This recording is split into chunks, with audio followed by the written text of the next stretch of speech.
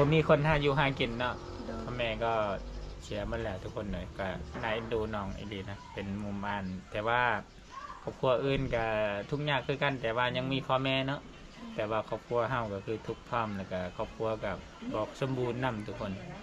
ก็คือครอบครัวคนอื่นเขาก็บ่มีแต่ว่าเขามีพ่อมีแม่นะแต่ว่าครอบครัวน้องก็คือแบบว่าทุกอย่างไอรีทุกคนแล้วก็บ่มีพ่อมีแม่อีก ตกเนาะ ฝนตก เลยเปียกมันเลยว่าจุดนี้บ่ โดย โอ้ก็เลยบนตากันที่แอมไห้พี่น้องเอ้ยอันนี้มีเงินผู้ยังจะดีจากประเทศไทยเด้อน้องเด้อซอยน้องซื้อพัดลม1 2 3 4 5 6เอา350,000ที่น้องเด้อเอาขอบใจผู้ใหญ่ใจดีเด้อเนี่ย โอ้อีกแล้ว บ่ฮู้บ่ โอ้ครับใจ บ่ตามไอ้เบา อ่า ขอบใจ ขอบใจ หลายๆเด้อ หลายๆเด้อ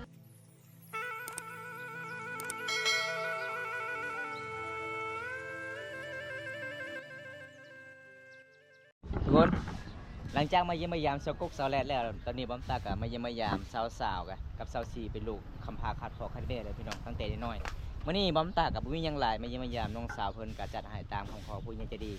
จากประเทศไทยให้เบาบอมตาไปเยี่ยมไปยามด้นแล้วบอมตากับบ่ได้ไปเยี่ยมไปยามน้องทุกคนอันนี้เป็นบ้านที่บอมตาซอยน้องเมื่อนั้นได้มุงให้น้องหรือว่าได้แอนให้น้องเฮือนทุกคน หลังจากนั้นก็มีโจรขึ้นบ้านกับเป็นตาสงสารน้องหลายนี่บอมตากับไปเยี่ยมไปยามน้องกับสิวเฮือนในบ่อทุกคนจะได้ก็ไปติดตามชมกันล่ะพี่น้องอันนี้คือบรรยากาศในหมู่บ้านฝุ่นมักมีเมืองน้องแขวงชนเขตเด้อทุกคนเบิ่งพี่น้องเฮือนสายบ้านช่องเขาเจ้ากับประมาณสำนีพี่น้องน้องกับเป็นลูกคำพาคัดพ่อคัดแม่ตั้งแต่น้อยๆอันนี้ที่บอมตาเฮ็ดเมื่อนั้นในหน้าพลเห็นแล้วก็สงสารน้องหลายทุกคนอันนี้ก็ประตูยังบ่ทันมีเลยน้องเอาผ้าห่มมาปิดประตูไว้พี่น้องเฮ็ดภาพทุกคนเอาสบายดีสาวๆอยู่เฮือนบ่ฮัลโหลเอาเห็นแต่โทรศัพท์ให้ปะนี่นะเป็นคนบ่อยู่เฮือนบ่โอ้ผู้สาวเด้อ สบายดี สบายดี โอ้สบายดีเด้อเอ้ยเจ้าไปใส่น้อง อยู่ตามหมู่ อยู่ตาราง เด้อ โอ้เอานั่งเล่นก่อนน้องกินข้าวกินน้ำเลยบ่ยางว้างามเนาะติงโตวันนี้เนาะ สาไปใส่มื้อนี้ อยู่ห้อง อยู่เฮือนบ่ได้ทางให้บ่อ๋อแล้วล่ะบ่ทางให้เนาะ บ่มีให้ บ่มีให้อ๋อบ่มีดินสิทางบ่โอ้เอ้าคันท่าน้องว่าบ่มีดินสิทางแต่ละปีน้องเฮ็ดหยัง เจ้าที่ แต่ละปีมีเดี๋ยวนี้เด้บ่มีบนทางแล้วก็คือน้องทางปีกายนี่บ่มีปลาทางแล้ว โอ้ทุกคนอันนี้เป็นเฮืองของน้องนะทุกคนเบิ่งเขาที่น้องอันนี้ข้าวหน้าบ่น้องข้าวหน้าไปเฮ็ดนำข้าวเจ้าโอ้ สบายดีเจ้า สบายดี หนูสบายดีเด้อยินดีที่รู้จักครั้งแรกมาเฮือนจ้ะเห็นแต่ในคลิปไอบุญตา แล้วก็มีผู้มี FC คนหนึงถามว่าเจ้าว่าอยู่เฮือนเจ้าตอนนี้อากาศร้อนจะได้พัดลมบ่ เด้อ โอ้บ่มีเงินจะซื้อพัดลมบ่น้อง เด้อ โอ้มันยังมือเจ้าสั่นยังไงหยอกเนาะ จะไปทางให้บ่ไปบ่อ๋อ อยู่เฮือนเนาะมื้อนี้น้องฮู้ยังว่าอายมาหาเจ้าบ่ฮู้เลย เด้อ อายมาขอเจ้าได้ อยากน้องทุกคนเลยเพราะว่าเฮากะสงสารน้องแน่มาเมื่อใดน้องกะอึดข้าวอึดน้ำทุกคนเลยน้องกะบ่มีพ่อแม่เลย แล้วก็อายเจ้าอยู่เฮือนบ่น้อง อยู่ห้อง อยู่เฮือนเนาะบ่มีบอนสีทางเฮ็ดให้เฮ็ดสวน อ๋อ คันย่ำอยากเฮ็ดนานี่แต่คือเวลาพี่น้องเฮ็ดนาน้องก็ไปนำบ่ไปซอยเขาเจ้าบ่ ไปเฮ็ดน้ำเขา อ๋อถ้าเขาเจ้าจะดีเขาเจ้าก็ให้อยู่บ่เขาเขาบ่ให้เลย อ้าว เอ้า เฮ็ดเร่งเด้อ อิดเร่งอ๋อแสดงว่าน้องมีนาตัวเองบ่ โอ้แสดงว่าเพื่อนผู้ใดมีรถไถนาน้องก็ไปเอาให้งาน เอาออกละลายมือหลังจากนั้นก็เขาเจ้าก็ไปไถนาน้องอีก โอ้ตำนาน เอาแห้งรถแน่เอาแห้งคนแน่เนาะ แม่น โอ้ทุกคนแน่นี่ก็คือในเฮือนนี่จะคนน้อง สาม 3 คนบ่ ยิงซองสายหนึ่งเนาะ อ๋อ เด้อ พ่อแม่พ่อก็เสีย พอก็เสีย พอเสีย แม่เด้ แ มีก็เสีย เสีย อ๋อ ตอนทีมงานเบาเตียงทองเฮ็ดให้ซอยน้องเฮ็ดหลังคาเฮือนก็คือน้องยังน้อยบ่ โดย โอ้ตอนยังน้อยๆเลยอีพ่อแม่ยังบ่ตอนนั้น บีมี บิแม่ แม่ อ๋อยังตีแม่อีพ่อไปแล้วเนาะตอนนั้นเนาะอ๋ออันนี้คือเบาตาเองมาซอยน้องทุกคนแล้วก็น้องๆเนี่ยมาจับซอยแล้วก็มีชาวบ้านเนี่ยมาซอยทุกคนเลยแล้วก็ FC เบาตาหลายๆคนเห็นเบาตามาผู้เดียวเขาเจ้าก็มาซอยนํกันเนาะสาวๆเนาะมื้อนั้นเนาะ หากว่ามีหยังสิให้เขาเจ้ากินแต่น้ำหวาน ทุกคนนั่นเองก็คือ F4 ฟังไทยเนาะที่สื่อแนวแอมบ่ แม่น โอ้ก็คือเข้าหน้านี่เขาไปเฮ็ดหน้าน้ำเขาหรือว่าหน้าเขาเอง หน้าเขาเองเนาะ ปีหนึ่งได้จักสอบข้าวหน้าน้อง 15กระสอบ กุ้มกินบ่นี่เดียวจักสอบอันนี้7สอบ อืม ได้7กระ ยัง สอบ ได้แต่ซ้ำนี้ อ๋อกุ้มบ่แต่ละปีบ่กุ้มเนาะอ๋อก็คือ3คนนี่ผู้หญิง2หรือว่าผู้ชาย2ผู้หญิงหมดเลย ผู้หญิงซองผู้ชายนี่ อ๋อแล้วไผเป็นอ้ายไผเป็นเอื้อย อาย อ้ายอ๋อจะเป็นน้องอืมและอ้ายบ่ได้ไปเฮ็ดเวียกใช่ป่ะไปรับจ้างบ่ บอก บ่เนาะก็คือเพื่อนน้องเนี่ยบ่ได้ทางให้ท่าเฮ็ดหน้าอย่างเดียวโอ้ทุกคนน่าเอ็นดูน้องอีหลีนะ ใจรถจะไปเชียร์คาขนมก่อนลืม กินผักบ่ได้ไปซ่อนเครียดบ่น้อง บอ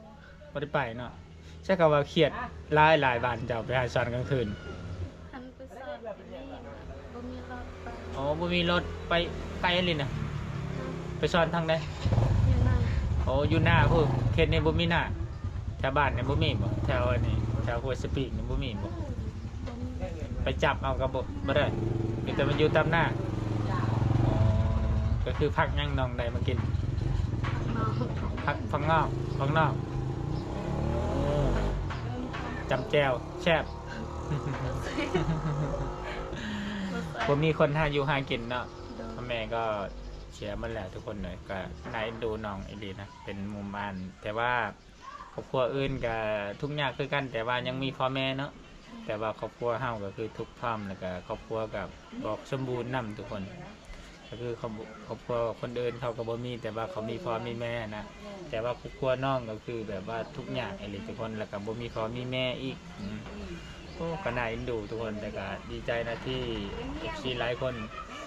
ให้กำลังใจน้องซื้อสังกะสีมุ่งให้หลังคาโอ้ก็ดีใจทุกคนเลยก็ขอบคุณทุกคนนั่นแหละ ที่ให้กำลังใจน้องก็คือน้องเพิ่นก็บ่มีพ่อบ่มีแม่ทุกคนเลย ก็เป็นครอบครัวที่บุคุมอยู่คุมกินนิกเนาะเขานี่7กระสอบนี่ประมาณฮอดบ่เดือน6บ่ฮอดบ่กะว่าจักเดือนปีกายนี่บ่เดือนได้ปีกายหลังสงกรานต์บ่ปิดบ่สงกรานต์ ประมาณสงกรานต์ อ๋ออย่าว่าไปสงกรานต์เจ้าขายไปบุญ ยากนางมันก็คือบ่ได้ขายเนาะได้ไว้กินทุกคน คันไข่ก็บ่มีกิน อ๋อขายกูไม่กินแต่ผู้ได้เป็นเอื่อยเจ้านะเจ้ารถว่าเป็นเอื่อยเป็นน้องเอื่อยจะไปใช่ไหม เป็นสม กินส้มอ๋อชื่อนั้นได้เอื่อยเจ้า ซื้อซี เสือซี่ ซีล อาชิวอ๋อเจ้าน่ะเช้า โดย โอ้ได้ยินข่าวว่าโจรขึ้นเพื่อนแม่นบ่โอ้เขาขึ้นมาเฮ็ดยังเขามาเอาเงินหรือว่าเฮ็ดอะไร เงินก็บ่มี อ๋อเขาขึ้นก็เรียกว่าเขาขึ้นมาปล้นเงินหรือว่ามาคุมขืน บ่ โบเลยจะคนน้องนอนน้ำกันโจนขึ้นเทือนน่ะ คอยบ่นอนคอยไปแค่ อ๋อเจ้าไปบ้านอื่น โดย อ๋อก็คือเอื้อเจ้า โดย กับหมูอ๋อหลายคนบ่นอนน้ำกัน สอง 2 คนโจนจะคนบ่เนี่ย หนึ่ง คนหนึ่ง โดย ชูเลย จะได้หลังจากที่สู้กันเลยบ่ตีกันกับโจร ทุกคนเลยคือน้องว่าโอ้ยโจรกับเป็นพิลึกพิลั่มเนี่ยขึ้นไปหาน้องคือเบาใส่เห็นในคลิปนะแต่ก็มีวันก่อนที่กระเจ้าเล่าให้เบาใส่ฟังว่ามีโจรขึ้นเทือนน้องสาวซิวกับสาวสู้กันกับโจรป๊อบเก่งเนาะ โจรกับพยศไอดีทุกคนเลยพุทโธชิมือนี่ก็ระวังเด้น้องเด้อนอนกลางคืนมีประตูล็อกประตูเลยล็อกบ่กลางคืนไม่ได้ล็อกมันมีประตูล็อกก็คือผู้บ่าวนี่มาเล่นก็ขึ้นเลย ขึ้นเลย จักผู้ได้โจรจักผู้ได้ผู้บ่าวจักบูฮู้เลยว่าผู้บ่าวหรือว่าโจรเนาะคันแบบประตูเขาไม่ได้ล็อกอันนี้คือแบบคันว่าผู้บ่าวก็ดีไปคันโจรก็สู้เอง โอ้ยทุกคนเลยเนี่ยน่ะเพื่อนน้องกับจนลายเคนนี่ก็เจ้าจะไม่ได้ใส่ประตูประตางอะไรอย่างนั้นนะถ้าไม่ได้จะขึ้นมาเล่นก็คือขึ้นไปปลุกอยู่บ้านนอนเลยเนาะผู้บ่าวอยากมาเล่นก็ขึ้นมาเล่นอยู่เฮือนเลยได้เห็นนี่นะแต่ก็บ่ฮู้ว่าผู้บ่าวหรือว่าโจรนะ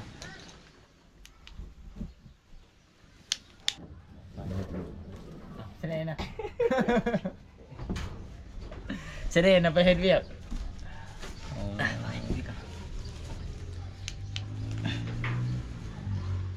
มียัง ส สิบ วัส งาน ดี เนาะ สี่เลยนี่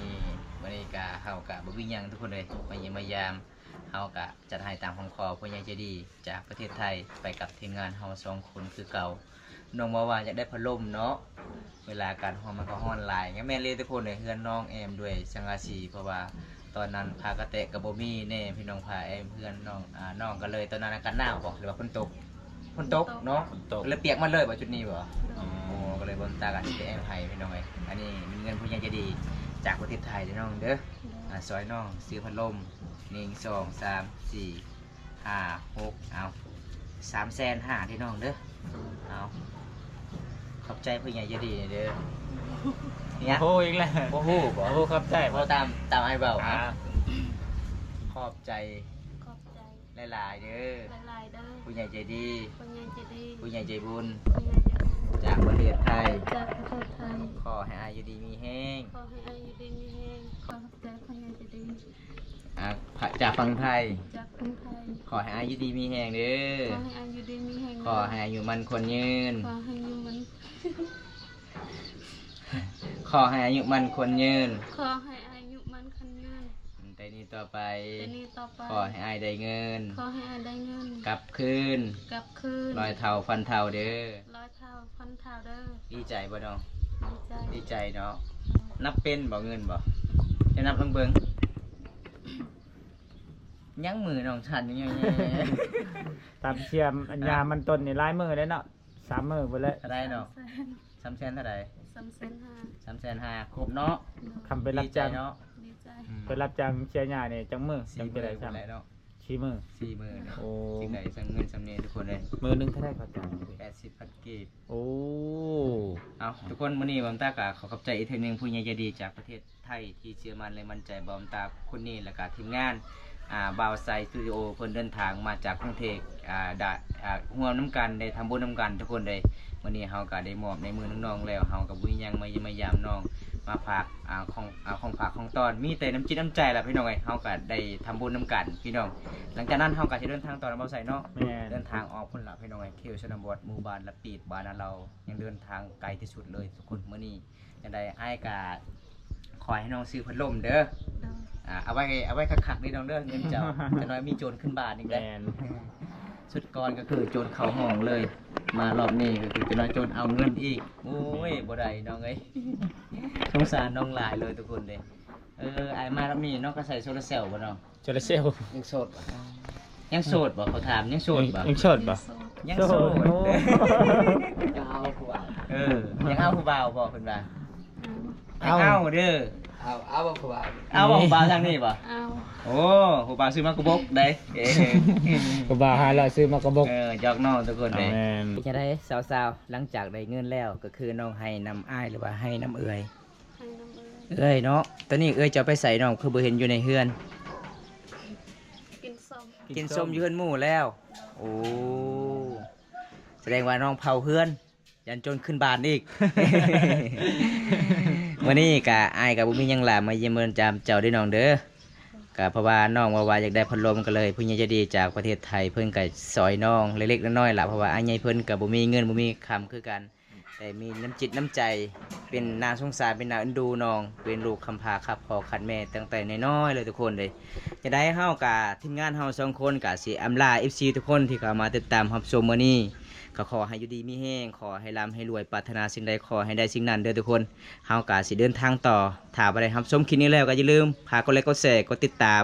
ซองเบาไซสตูดิโอแล้วก็ซองบ่าวบุญตาบ้านนอกฝ่ามังกรทุกคนคลิปหน้าพบกันใหม่ขอกล่าวคำว่าสบายดีบ๊ายบาย บ๊ายบายน้องบ๊ายบาย เอาทุกคนหลังจากบอมตากะได้สถานบุญมื้อนี้กะขอบคุณหลายๆผู้ใหญ่ใจดีจากประเทศไทยที่ให้บอมตาไปสถานบุญให้มื้อนี้บอมตากะรู้สึกดีใจหลายพี่น้องเอ้ยได้ทำบุญนำกันได้โหนำกันพี่น้องตอนนี้บอมตากะยังสิเดินทางต่อเลยทุกคนถ้าบ่ได้เฮาชมคลิปนี้แล้วก็อย่าลืมฝากกดไลค์กดแชร์กดติดตาม